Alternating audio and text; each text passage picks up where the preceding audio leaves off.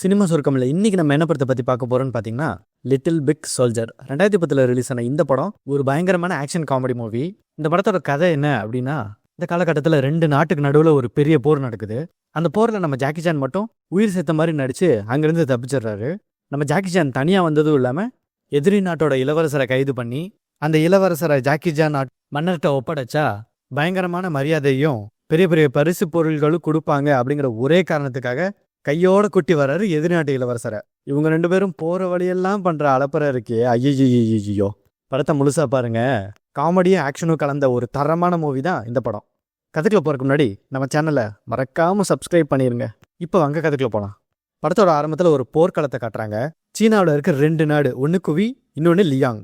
இந்த 2 நாடு மட்டும் சண்டை போட்டதுல மொத்தமாக 3000 படை வீரர்கள் இறந்து போயிட்டாங்க. அதில் 2 பேர் மட்டும்தான் உயிர் தப்பிக்கிறாங்க. குவி நாட்டை சேர்ந்த இளவரசர் ஒருத்தர், லியாங் நாட்டை சேர்ந்தவர் நம்ம ஜாக்கி சான். ஜாக் எந்திரிச்சு பாக்குறாரு, யாராவது உயிரோட இருக்காங்களா அப்படின்னு. யாருமே உயிரோட இல்ல, ஏன்னா போரே முடிஞ்சிருச்சு. ஜாக் தேவையான பொருளை எடுத்துட்டு கிளம்பிடலாம் அப்படின்னு முடிவு பண்றாரு.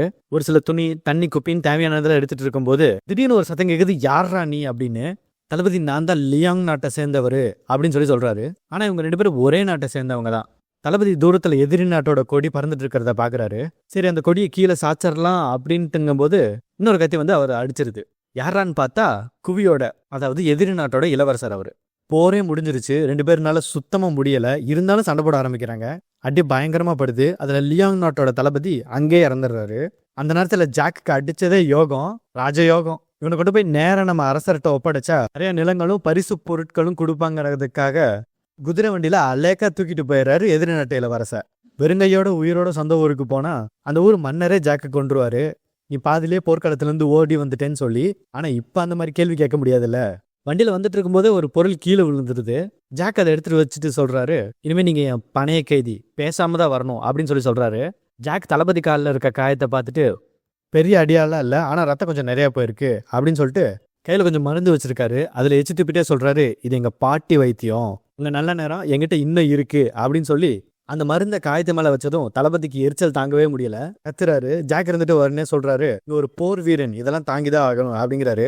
தளபதி கெட்ட வார்த்தையிலே திட்டுறான். அதுக்கு ஜாக் சொல்றாரு, வாயை மூடி இருக்கும் போதே கெட்ட வார்த்தையா, வாயை மூடு அப்படிங்கிறாரு. இவங்க 2 பேரும் அப்படியே அங்கிருந்து கிளம்பிடுறாங்க. கிளம்பி வந்துட்டு இருக்கும்போது ஜாக் சொல்றான், எங்க அப்பா அடிக்கடி ஒன்று சொல்லுவாரு, அரிப்பு வந்தா சொரிஞ்சுக்கணும், துன்பம் வந்தா சிரிச்சுக்கணும் அப்படின்னு சொல்லிட்டு பாதியில இருக்க கல்லை எடுத்து போட பாக்குறான். திடீர்னு குவியோட வீரர்ல ஒருத்தன் வந்துடுறான். 2 பேத்துக்கு சண்டை பயங்கரமா வந்துருது. ஜாக்க கிட்ட எதுவும் ஆயுதம்லாம் இல்ல, கிடைக்கிறதெல்லாம் எடுத்து எரிஞ்சிட்டு இருந்தான். டக்குனு குவியோட வீரர் ஜாக்க வெட்டிடுறான். அந்த வீரர் இளவரசரோட வாயில இருக்க துணி எடுத்துடுறான். இளவரசர் கேட்கிறாரு, போர் நடக்கும்போது நீ எங்க போன அப்படின்னு. சரி, எத்தனை பேர்த்த கொன்ன அதையாச்சும் சொல்லு அப்படின்னு சொல்லி கேட்கிறாரு. அதுக்கு அந்த வீரர் ஒருத்தனை தான் நான் கொன்னேன் அப்படின்னு சொல்றாரு. இளவரசர் உன்னால்தான் நம்ம போர்ல தோத்துட்டோம் அப்படின்னு சொல்லிட்டு வச்சிருக்க கத்தி எடுத்து சொருகிறாரு அந்த வீரனுக்கு. அந்த வீரனும் அதே இடத்துல அப்படியே செத்துறான். திடீர்னு ஒரு சின்ன சத்தம் கேக்குது. என்னடான்னு திரும்பி பார்த்தா ஜாக்கு தான் சாகிற மாதிரி நடிக்கிறதுல கில்லாடியாச்சே. எந்திரிச்சு ஒரே தப்பிக்க பாக்குறீங்களா அப்படின்னு. ஜாக் சொல்றான், நீங்க தோத்துட்டீங்க, அதைத்தானே அவன் சொன்னான், அதுக்கே அவனை கொன்னீங்க அப்படின்னு சொல்லி கேட்கறான்.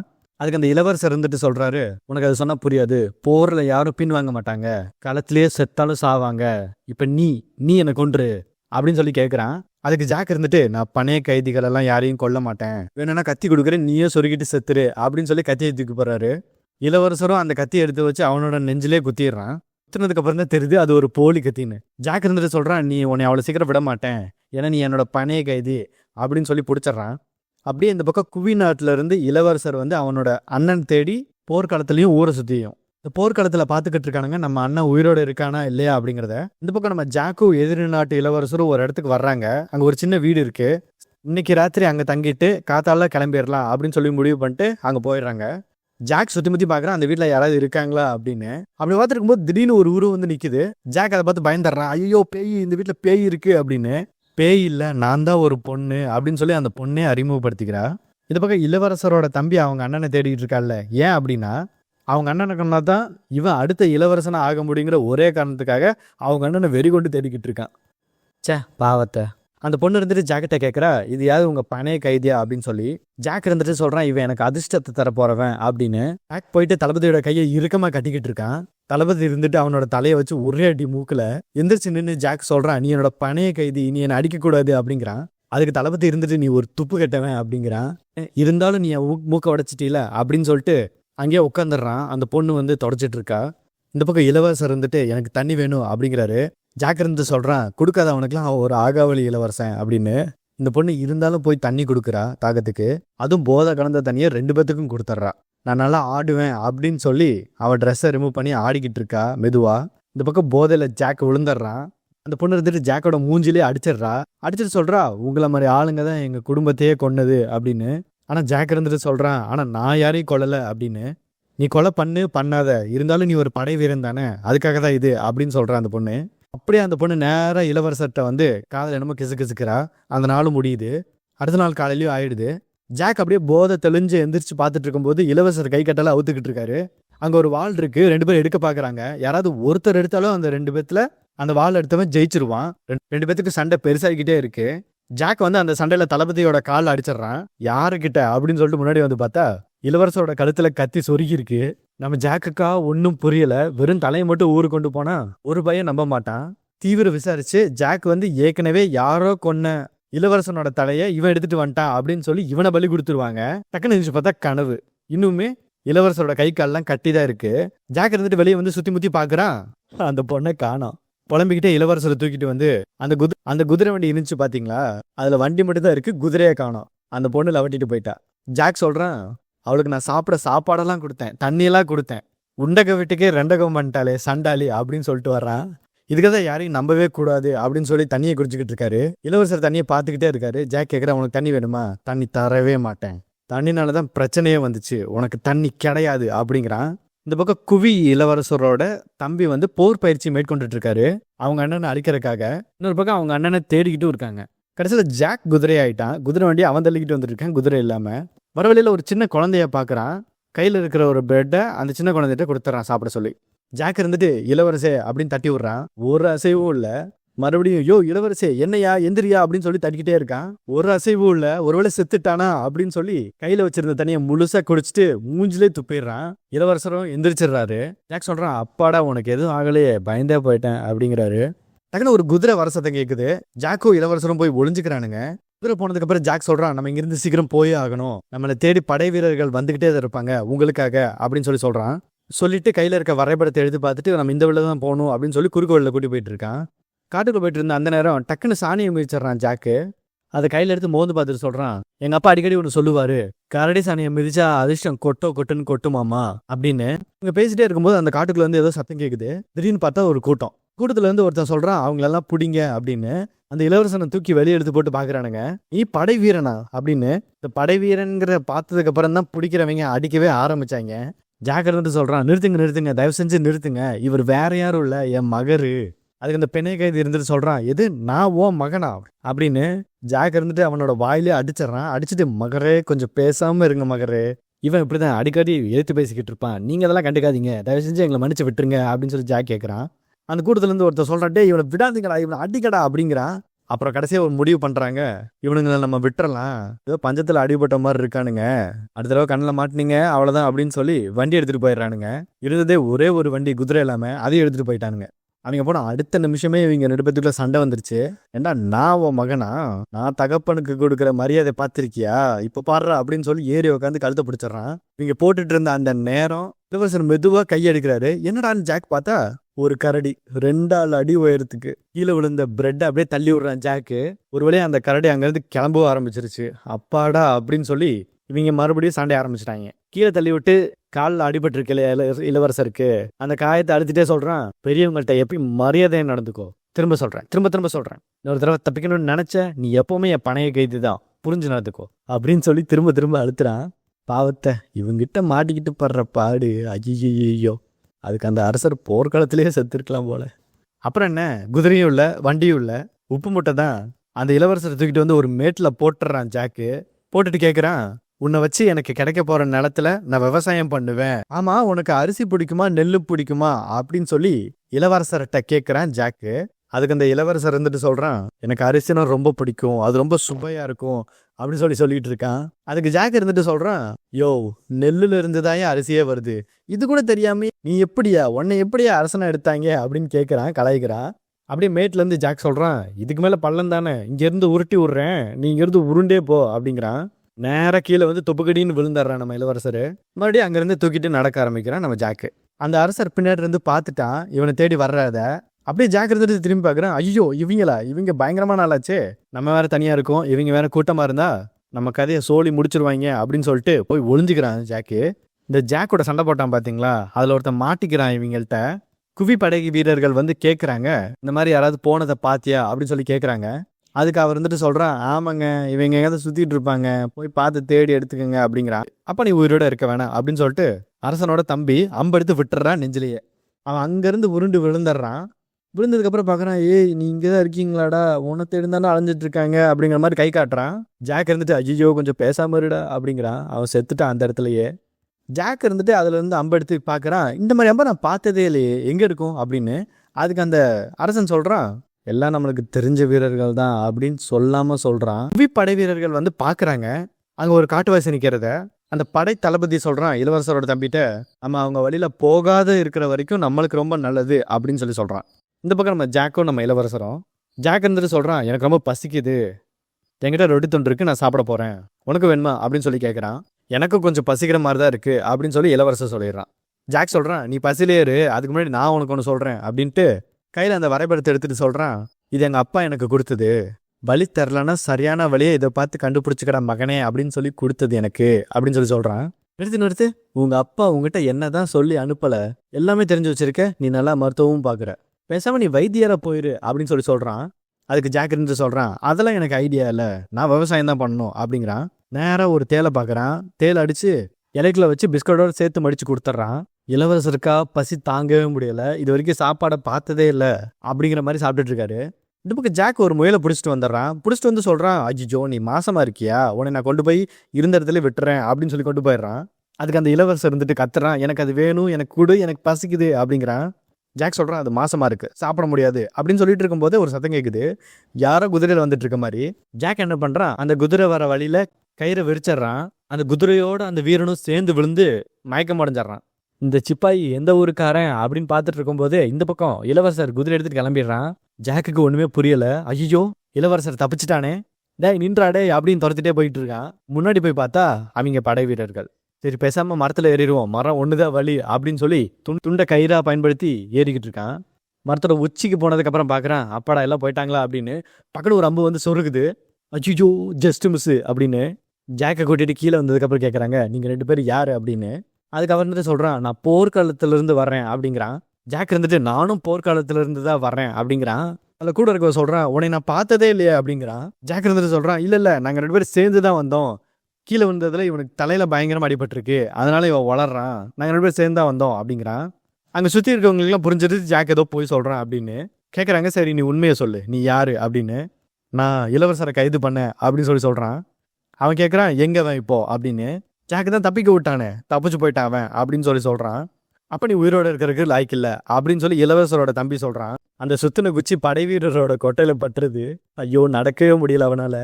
உடனே இந்த பக்கம் அரசரோட தம்பி கேட்குறான், உனக்கு என்ன வேணும் அப்படின்னு. அதுக்கு ஜாக் இருந்துட்டு சொல்கிறான், வேற என்ன, பணம் காசுகள் தான் அப்படின்னு சொல்கிறான். அந்த இளவரசரோட தம்பி அம்பு எடுத்துட்டு சொல்கிறான், இங்கே இருக்க ஒருத்தரில் யாருக்கோ உயிர் வாழ தகுதி இல்லை அப்படின்னு சொல்லி அம்பை விட்டுடுறான். விட்டதுக்கு அப்புறம் பார்த்தா 2 பேர்த்து மேலேயும் சொருகி இருக்கு. என்னடா இது, ஒரு அம்பு 2 பேர், ஒன்றும் புரியலையே அப்படின்னு சொல்லி எல்லாம் பார்க்குறானுங்க. டக்குன்னு அந்த வீரன் எந்திரிச்சு பார்க்குறான், எனக்கு தான் அம்பு பட்டுச்சா அப்படின்னு சுற்றி பார்த்து படுத்துடுறான். ஜாக்கை கண்டுபிடிச்சிட்டாங்க, இவன் நடிக்கிறேன் அப்படின்னு. அப்படியே எந்திரிச்சு ஓட ஆரம்பிச்சிட்டான். படைத்தளபதி சொல்கிறான், டே அவன் ஓடுறான், பிடிங்கடா அவனை, குதிரை எதுக்குடா கொடுத்தாங்க, விளங்காதவங்களா, அதில் ஏறி வாங்கடா வெங்காயங்களா அப்படின்னு சொல்லி குதிரையை துரத்த ஆரம்பிச்சிடுறாங்க. ஜாக் முன்னாடி போன வேகத்திலே பின்னாடி ஓடி வரான். பார்த்தா பழங்குடியின மக்கள். இந்த பக்கம் இளவரசரோட தம்பி, அந்த பக்கம் பழங்குடியின மக்கள். 2 படை வீரர்களும் ஒருத்தருக்கு ஒருத்தர் பார்க்குறானுங்க, சண்டையை ஆரம்பிச்சிடலாமா அப்படின்னு. ஜாக் பொட்டாம்பார் ஆக்டிங்கு, உலகமாக ஆக்டிங்கு, அம்பு பாஞ்ச மாதிரி ஆக்டிங்கை போட்டுக்கிட்டே பழங்குடியினர் இருக்க இடத்துக்கு போயிடுறான். ஒரு தொடையில் கை வைக்கிறான், மேலே பார்த்தா பொண்ணு. சொல்கிறான், தொடையா இல்லை வேற ஏதாவது, செமையாக இருக்கே அப்படின்னு சொல்லிட்டு உள்ளே ஓடிடுறான். அந்த பக்கம் அந்த 2 கூட்டத்துல இருந்து எப்படியோ தப்பிச்சு போயிடுறான். இந்த பழங்குடியினர் வந்து ரொம்ப கொடூரமானவங்க, அதனால இவங்க சண்டைக்கு போக மாட்டாங்க பெரும்பாலும். இந்த பக்கம் நம்ம அரசர் தனியாக மலை மேலே போயிட்டு இருக்கும்போது குதிரைனால முடியலை. குதிரை அதே இடத்துல விழுந்துருது. காலில் அடிப்பட்ட குதிரை உயிர் பழைக்காதுன்னு சொல்லுவாங்க. அரசர் இருந்துட்டு கத்தியை வச்சு கழுத்துலேயே குத்திடுறாரு. இந்த பக்கம் ஜாக் இருந்துட்டு மீன் பிடிச்சி சாப்பிடலான்னு சொல்லி மீன் அடிச்சுக்கிட்டு இருக்கான். அடிச்சுட்டு மீன் எடுத்து பார்த்தா அந்த பக்கம் ஒரு பொண்ணும் குதிரையோட நின்றுருக்கா. ஜாக் இருந்துட்டு குதிரையை பிடிச்சிட்டு கேட்குறான், நீ தானே அது அன்னைக்கு எனக்கு தண்ணியில் போதையை கலந்து கொடுத்தது அப்படின்னு. என்னை மன்னிச்சிருங்க, அது நான் தான் அப்படின்னு சொல்லிட்டு கிளம்பிடுறா. இரு ஒரு நிமிஷம் இரு அப்படின்னு ஜாக் சொல்கிறான். இந்தா இது உனக்கு உதவியாக இருக்கும் அப்படின்னு சொல்லி கையில் இருக்க வரைபடத்தை கொடுக்குறான். குதிரையும் கொடுத்து விட்டுறான். பாதுகாப்பாக போ அப்படின்னு. இந்த பக்கம் யாரை பார்த்தாலும் இளவரசருக்கு ஜாக் ஒரு குதிரையில் பிடிச்சிட்டு போகிற மாதிரியே இருக்கு. அப்புறம் தான் உத்து நல்லா பார்த்தா பழங்குடியின மக்கள் அவனை எப்படியோ சிறை பிடிச்சி கைத்தில் கற்று இழுத்துட்டு போயிடுறாங்க. இந்த பக்கம் நம்ம ஜாக்கு சம்மந்தமே இல்லாமல் எல்லாத்தையும் பிடிக்க ஆரம்பிச்சிடுறாங்க அந்த பழங்குடியின மக்கள். ஜாக்கு சுத்து போட்டுறாங்க. ஜாக் சொல்கிறான், அவங்களுக்கு சொன்னாலும் எது புரியாது, இருந்தாலும் சொல்கிறான், நீங்கள் கஷ்டப்பட்டு கூட்டி போவேணா, நானே உங்க கூட வந்துடுறேனே அப்படின்னு சொல்லி வந்துடுறான். இந்த கைது பண்ணவங்களெல்லாம் ஒரே இடத்துல போட்டு அடைச்சிடுறாங்க. ஜாக் பார்க்குறான், யாரா அது நமக்கு தெரிஞ்ச மாதிரி இருக்கு அப்படின்ட்டு. பக்கத்தில் பார்த்ததுக்கு அப்புறம் தான் தெரியுது, டே நம்ம வெள்ளச்சாமி அண்ணன்டா அப்படின்னு. ஜாக் மெதுவாக கேட்குறான், என்ன இளவரசே இங்கே உட்காந்துருக்கீங்க அப்படின்னு. அந்த இளவரசர் சொல்கிறாரு, எல்லாம் என் நேரம்டா அப்படிங்கிறாரு. ஜாக் சொல்கிறான், பார்த்தீங்களா இளவரசே, நான் சொன்ன மாதிரி கரடி சாணியை மிதிச்சனால தான் இன்னும் நீங்கள் என் கூட இருக்கீங்க அப்படிங்கிறான். அதுக்கு அந்த இளவரசர் சொல்கிறான், உனக்கு வாய் நிஜமாலுமே அதிகம்தான் அப்படிங்கிறான். இவங்களெல்லாம் ரெண்டு பேரை கட்டி வரிசையாக கூட்டி வந்துட்டு இருக்கானுங்க. அந்த வழியை மறிச்ச இளவரசரோட தம்பி இறங்கி பார்க்கறான் அவங்க அண்ணன் இருக்கானா அப்படின்னு. ஒருத்தரா பார்த்துட்டு வந்துட்டு இருக்கும்போது இந்த பக்கம் அந்த இளவரசர் குச்சியை வச்சு நேராக குதிரையில இடிச்சிடுறாரு. குதிரை அங்க இருக்கவங்க எல்லாத்தையும் தள்ளி விட்டு சண்டை வர ஆரம்பிச்சிருது. யாருக்கு? பழங்குடியின மக்களுக்கும் குவி படை வீரர்களுக்கும். ஜாக் சொல்றான், இதுதான் சரியான சந்தர்ப்பம் நம்ம இங்கிருந்து தப்பிக்கிறதுக்கு அப்படின்னு. உடனே இளவரசரும் ஜாக்கும் சேர்ந்து அந்த குச்சியை உடச்சிடறானுங்க. உடச்சிட்டு கூட இருக்கவங்களோட கை கட்டெல்லாம் அவுத்து விட்டுட்டு இருக்கானுங்க. சீக்கிரம் தப்பிச்சு போங்க அப்படின்னு சொல்லிட்டு இந்த பக்கம் சண்டை பெருசாகிக்கிட்டே போகுது. நம்ம இளவரசரை படைத்தளபதி கொல்லணும் அப்படின்னு சொல்லி முடிவு பண்ணிட்டு வந்துட்டான். ஆனால் நம்ம இளவரசர்கிட்ட என்னமோ கத்தி இல்லை, குச்சி மட்டும்தான் இருக்கு. இந்த பக்கம் ஒரு பெரிய சத்தம் கேட்குது. என்னடான்னு பார்த்தா ஜாக் ஒரு எருமை மாடு எடுத்துட்டு செவரோட சேர்த்து இடிச்சு பறக்க விட்டுறாரு அந்த படைத்தளபதியை. ஜாக் அந்த இளவரசரை கூப்பிட்டுட்டு கிளம்பிடுறாரு. ஒட்டையும் பார்க்குறான், தப்பிச்சிட்டாங்க அப்படின்னு. அந்த நடந்துட்டு இருந்த சண்டையில் இளவரசரோட தம்பி வில் எடுத்து நேராக பழங்குடியின பெண்ணோட நெஞ்சிலே விட்டுறான். அவள் அதே இடத்துல இறந்தும் போயிடுறான். இங்கே ஒருத்தராக கிளம்ப ஆரம்பிச்சிடுறாங்க அங்கேருந்து. ஆனால் நம்ம பழங்குடியினருக்கு பெரிய சரிவு அது. அந்த பொண்ணோட இழப்பு ரொம்ப பெரிய தாக்கத்தை ஏற்படுத்திடுச்சு. நம்ம இவங்களை சும்மா விடக்கூடாது, தேடி போயே கொன்றணும் அப்படின்னு சொல்லி முடிவு பண்ணிட்டு கிளம்பிடுறாங்க. இந்த பக்கம் ஜாக் சொல்கிறான், நம்ம உயிரை காப்பாற்றினதே இந்த எருமை தான், இதுக்கு தான் நம்ம நன்றி சொல்லணும் அப்படின்னு சொல்லிட்டு கயிறு எடுத்து இளவரசரோட கையை கட்ட பார்க்குறான். மறுபடியும் வேலைத்தனத்தை காட்டிட்டீல அப்படின்னு சொல்லி இளவரசர் சொல்கிறான். ஜாக் சொல்கிறான், நீ எனக்கு உயிரோட தான் வேணும், என் நாட்டுக்குள்ளேயே அப்போ தான் நான் போக முடியும் அப்படிங்கிறான். அதுக்கு அந்த இளவரசர் சொல்கிறான், அதுக்கு வேற ஆளாக பார்த்துக்கடா, எங்கள் நாட்டுக்கு நான் தாண்டா இளவரசராக வேணும் அப்படின்னு சண்டை போட்டுட்டு இருக்கானுங்க ரெண்டு பேரும். அப்படியே வேகமாக உருண்டு மலையோட முனையில் ஒரு செடியை பிடிச்சிக்கிறான் ஜாக்கு. ஏறவும் முடியாமல் கீழே குதிக்கவும் முடியாமல். இந்த பக்கம் நம்ம இளவரசரும் சேர்த்து பிடிச்சிட்றான். சொல்கிறான், கெட்டிமா பிடிச்சிக்காத அப்படின்னு. ஜாக் சொல்கிறான், இது நம்ம வீட்டை தாங்காது அப்படின்னு சொல்லி அந்த செடியோட பிஞ்சு ஒரு பெரிய பள்ளத்தில் விழுந்துடுறானுங்க. அங்கேயே மயக்கம் போட்டு படுத்துடுறானுங்க. கொஞ்ச நேரத்துக்கு அப்புறம் ஜாக் அவனோட கயிறு எடுத்து இளவரசரோட கையை கட்ட பார்க்குறான். இளவரசர் சொல்கிறான், நான் இங்கே தாண்டா இருக்கேன், கையை விடுறா அப்படின்னு. ஜாக்னால ஏறவும் முடியல, வழியும் கண்டுபிடிக்க முடியல. அன்னைக்கு நைட்டும் அப்படியே போகுது. அடுத்த நாள் காலையும் ஆகுது. அரசர் இங்கே வழி இருக்கு வா அப்படின்னு சொல்லி கூட்டி போயிடுறான் நம்ம ஜாக். ஒரு பெரிய சந்தோஷத்துல ஜாக் சொல்றான், நம்ம லியா நாட்டுக்கு வந்தாச்சு அப்படின்னு. இளவரசர் கல் எடுத்து மண்டையை உடைக்கலான்னு பார்த்தாரு, தப்பிச்சுட்டான் தலைவன். ஜாக் சொல்றான், நீங்க இங்கே இருங்க தளபதி, நான் பார்த்துட்டு வந்துடுறேன், கொஞ்சம் தூரம் போனா நம்ம ஊருக்கு வந்துடலாம் அப்படின்னு சொல்லிட்டு இருக்கும்போது போன வேகத்துல திரும்பி வந்துடுறான் நம்ம ஜாக்கு. என்னடான்னு பார்த்தா அவங்க படை வீரர்கள் சுத்தி வளைச்சிட்டாங்க. ரெண்டு பேரும் பேசிக்கிறாங்க, வா தம்பி என்ன ரொம்ப அலைஞ்சிட்டியா அப்படின்னு. ஜாக் இருந்துட்டு பார்க்குறான், எது தம்பியா? அது உங்க தம்பியா? உங்க ரெண்டு பேர்த்தோட பதவி ஆசனாலதான் 3000 பேர் சம்பந்தமே இல்லாம இறந்து போனாங்களா? இதெல்லாம் சுத்தமா நியாயமே இல்லை, ஒத்துக்கவும் மாட்டேன் அப்படின்னு சொல்லி சொல்றான் ஜாக்கு. வாயை முட்டு ஓரமண்ணுன்னு வேடிக்கை பாரு அப்படின்னு சொல்லி சொல்றான் இளவரசரோட தம்பி. இளவரசரோட தம்பினால அவங்க அண்ணனை கொல்ல முடியல. பக்கத்துல இந்த படைத்தளபதி சொல்றான், நான் சொன்னல நீங்க இலகிய மனசு அப்படின்னு. கத்தியை இளவரசருக்கு கொடுத்துட்டு இப்ப சண்டை வச்சுக்கலாம் அப்படின்னு சொல்லி சொல்றான் அந்த மொட்டையன். ஜாக் சொல்றான், உங்க ரெண்டு பேத்துக்கும் நடக்கிற சண்டைக்கு அந்த மொட்டையன் தான் காரணம், அவன் மண்டையை உடச்சு மாவளுக்கு வச்சா சரியாயிரும் அப்படின்னு சொல்லி சொல்றான். பேசிட்டு இருக்கும்போது இந்த பக்கம் பழங்குடியின மக்கள், உங்களுக்கு கொன்னே தீருவண்டா அப்படின்னு சொல்லி வர்றான். வந்துட்டு கேட்குறான், யாருடா அப்படின்னு. கையில் இருக்க வில்லோட நேரத்தையும் வில்லையும் பார்க்குறான். நீ தான் கொண்டிருக்க, நீ குறுக்கால வராத, இவன் தான் எனக்கு வேணும், உன்னை தான் நான் கொள்ள வந்திருக்கேன் அப்படின்னு சொல்லி சண்டை போட ஆரம்பிச்சிட்றான். ஒருத்தன் கூட சண்டை போட்டால் பரவாயில்ல, ரெண்டு பேர் சேர்ந்து ஒருத்தன் அடிக்கவும் இவங்க கூட்டமே சேர்ந்து அடிக்க ஆரம்பிச்சிட்டாங்க. இந்த பக்கம் ஜாக்குக்கு நான் என்ன பண்ணுறதுன்னு தெரில, இவனை நம்ம கூட்டி போயே ஆகணும் அப்படின்னு. அந்த பக்கம் சண்டை வேற பெருசாக போய்கிட்டு இருக்கு. இந்த சண்டை நடந்துட்டு இருக்க சொல்ல இளவரசரோட கத்தி மட்டும் பறந்து ஜாக்கோட கால் தடியில் விழுந்துருது. குவி படை வீரர்கள் கொஞ்சம் கொஞ்சமா அழிஞ்சுக்கிட்டு இருக்கானுங்க. நம்ம ஜாக் ஒரு ஆர்வ கோளாறுல கத்தி எடுத்து இந்த இளவரசே அப்படின்னு சொல்லி தூக்கி போட்டுறான். அதை பார்த்துட்டு இருந்த பழங்குடியின மக்கள், செத்துறா நீ உடனே முதல்ல அடிக்கிறண்டா அப்படின்னு சொல்லி ஜாக்கை துரத்த ஆரம்பிச்சிடுறாங்க. இந்த பக்கம் படைத்தளபதி செத்துறான். ஜாக் அங்கிட்டு ஓடி தன்னை பாதுகாத்துக்கிறான். ஆனாலும் அவங்க விடுற மாதிரியே தெரில. அவங்க நல்லா பெரிய பெரிய ஆயுதமாக வச்சுருக்காங்க. ஆனால் நம்ம ஜாக் கையில் வெறும் ஆயுதம் தான் இருக்குது. கிடைக்கிறதெல்லாம் ஆயுதம்டா அப்படின்னு சொல்லி காலில் மாட்டின கல் எடுத்து 2 பேர்த்தோட மண்டையை உடச்சிட்டான். ஏன்னா 2 கல் தான் இருந்துச்சு. ஜாக்கு கிட்ட கடைசியாக ஒரு கல் இருக்குது. பழங்குடியின மக்கள்கிட்ட சொல்கிறான், அந்த கத்தியை வச்சு கண்ணை மறைச்சிக்கோ அப்படின்னு சொல்லிட்டு இருக்கும்போதே ஜாக்கோட கையில் இருக்க கல் கரைஞ்சிருது. ஏன்னா அது கல்லே இல்லை. இவங்க பயங்கரமாக சண்டை போட்டுட்டு இருந்த அந்த நேரம் இளவரசர்னால சுத்தமாக முடியல. போட்டு புரட்டி புரட்டி எடுக்கிறானுங்க. அந்த பழங்குடியினரோட காலில் அடிபட்டிருக்கவும் இளவரசருக்கு என்னென்ன நடந்ததோ அதே மாதிரி அந்த பழங்குடியினரோட கால்லையும் தொட்டு தொட்டு இளவரசர் அமுக்கிட்டு இருக்காரு. திடீர்னு ஒரு சத்தம், நிறுத்துங்க அப்படின்னு. யாருன்னு பார்த்தா இளவரசனோட தம்பி. இந்த பிரச்சனைக்கெல்லாம் நான் தானே காரணம், நானே செத்துக்கிறேன் அப்படின்னு சொல்லி கையில் வச்சிருக்க அம்பெடுத்து நெஞ்சுக்குள்ள சொருகி படுத்துடுறான். படுத்துட்டே கேட்குறான், அண்ணா நான் மரியாதையாக சாகுறேண்ணா, வீரத்தோட சாகுறேண்ணா அப்படின்னு சொல்லி கேட்குறான். நான் அண்ணன் இருந்துட்டு, ஆமாம் நீ நல்லா மரியாதையாக சாகுற அப்படின்னு சொல்லிடுறான். பழங்குடியினர் வந்து பார்க்குறான், இவன் செத்துட்டானா இல்லையா அப்படின்னு. செத்துட்டான் அப்படிங்கவும் அங்கேருந்து கிளம்பிடுறான். ஜாக் இருந்துட்டு சொல்கிறான், உனக்கு ரொம்ப நாள் நல்லா இருக்குது, உன்னை இன்னொரு நாள் கவனிச்சுக்கிறேன் அப்படின்னு சொல்லிட்டு கிளம்பிடுறான். அரசர் இருந்துட்டு கேட்குறான், என் தம்பியை புதைக்கிறதுக்கு உதவி பண்ணு அப்படின்னு.